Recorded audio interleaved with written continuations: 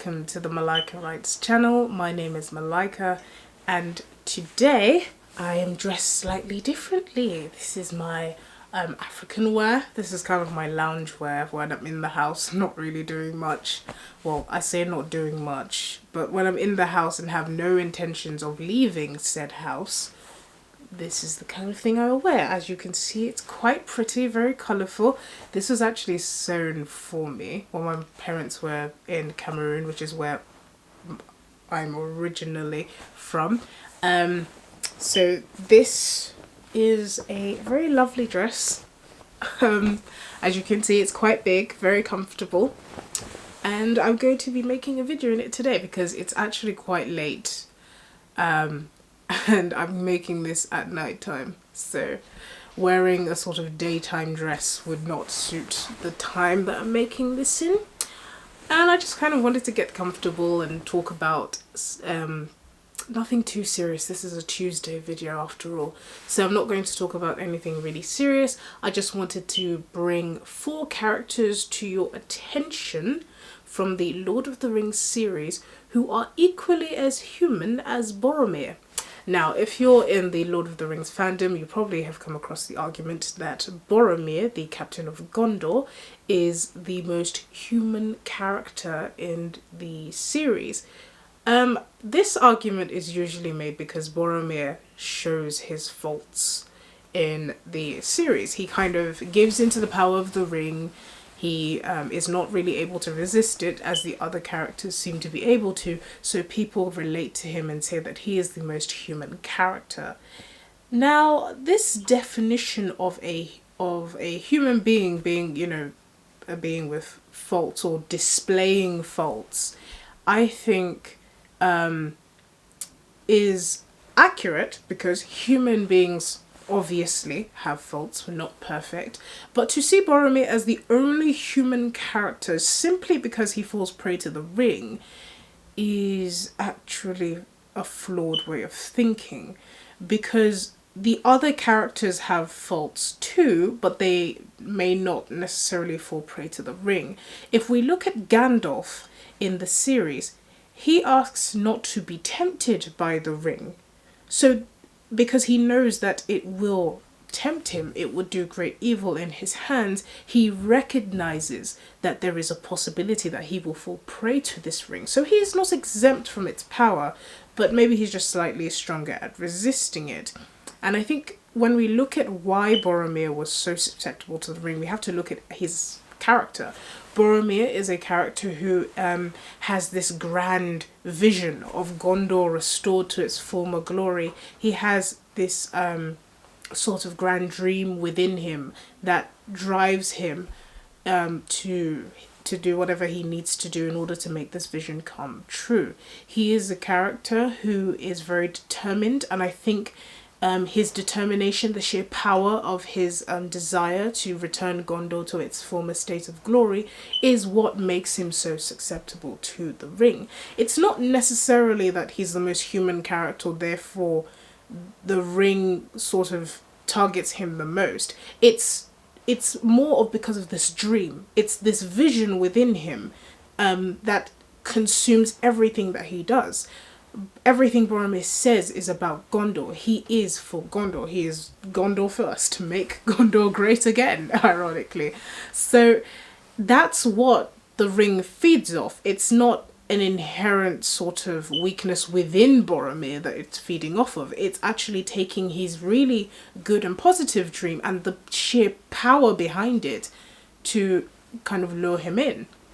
That's not to say that the other characters don't have a passion, but I think we need to look at Boromir for his sheer strength and vigor. He's a young man, whereas Aragorn is a significantly older man in his 80s, whereas Boromir is just in his 30s, I believe, in the film. In the film and the books. So we're talking about a young man filled with youthful passion, and it's for something good. He wants the best for his people, and it's this passion that the ring feeds off. It's not a fault within him. So I think we need to make that distinction when we're talking about whether he's, you know, the most human character.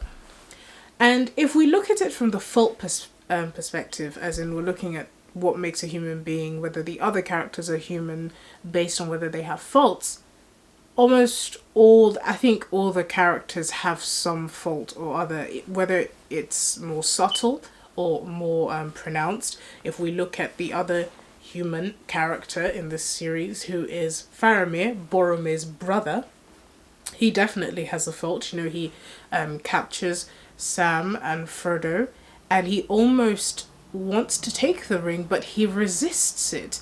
So this is Boromir's brother, who has kind of been in his shadow because his father Denethor prefers Boromir, and he is desperate to prove himself. That should make him a bigger target for the ring, because if we're looking at the ring as feeding only on flaws, desperation is never a good thing. So why is it that Faramir is able to resist the ring?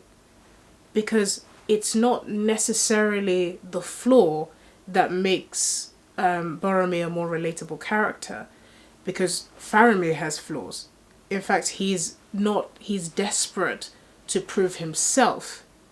He's not. If we look at Faramir even in the movies and in the books, it's about proving himself to his father. He does not like this war. He does not want this fight. Of course, he cares for his people. I don't want to act as if Faramir is some, selfish young lord who only wants to prove his quality.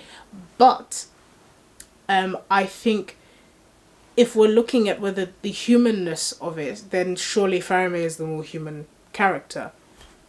The other human character that, when put side by side with Boromir, helps to drive this thought that Boromir is the more human character is Aragorn. So Aragorn is the character who we are introduced to as Strider in the first film and the first book, The Fellowship of the Rings. He later goes on to become the King of Gondor and is married to Arwen Endomiel, who is the daughter of Elrond, the Lord of Rivendell. And what we see with Aragorn is, I don't think, a perfect human being. He is not some glorious human. The first time we meet him, he is described as grim. He's not pleasant looking, not very pleasant smelling either, according to Mary. And I think when we're looking at his character, I don't think it's a good way of describing him as a sort of perfect human being, whereas Boromir is the flawed one. Everyone has their own flaws, but Aragorn is a significantly older character who has had a lot more time to make his mistakes and to refine his character. So by the time we meet him in The Lord of the Rings, he's going to make a lot less mistakes. He's been in contact with the dark forces of Mordor more often than Boromir, and he knows how to resist this lure, how to resist this evil. He also descends from the house of Elros. Elros? Am I saying that right? Such an easy name to say, but for some reason my tongue says, no, we're not saying that right. So Elros, who is the brother of Elrond, Elros chose mortality and so died and fathered a human line, whereas Elrond chose immortality and to be counted amongst the elves, so, he fathered an elven line. So, where were we? Yes, getting back to Aragorn. Aragorn is one of the Dunedain who live very long lives. So by the time we meet Aragorn, he's in his 80s and he's lived a very long life. He will live a lot more years, but where we meet him, he's lived a long life. He's had time, whereas Boromir is a young man and he has not had as much time to refine himself.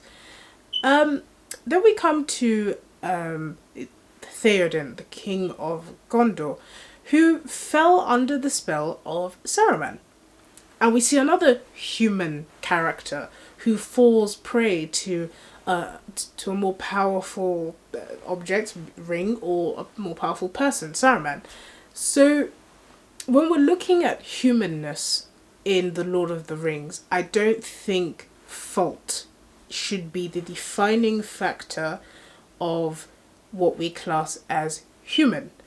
Because if we look at what drew Boromir to the ring, it wasn't some fault within himself. It was actually the desire to do good. And I think that's supported by how Galadriel, the Lady of Lothlorien, and how Gandalf reacted to the ring. They were both tempted from their desire to do good, the same way as Boromir.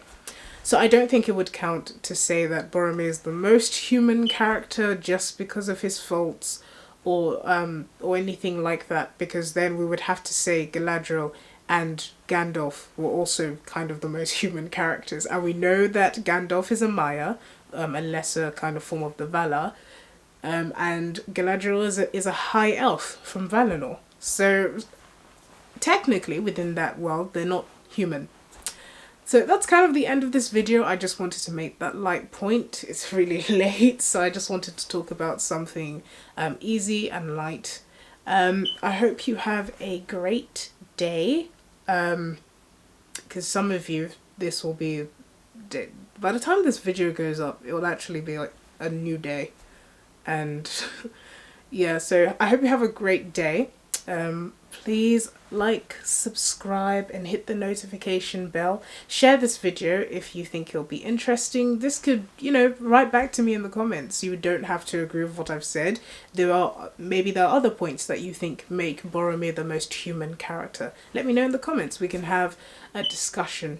So thank you very much for watching. I am Malika Wrights. This has been the Malika Wrights channel.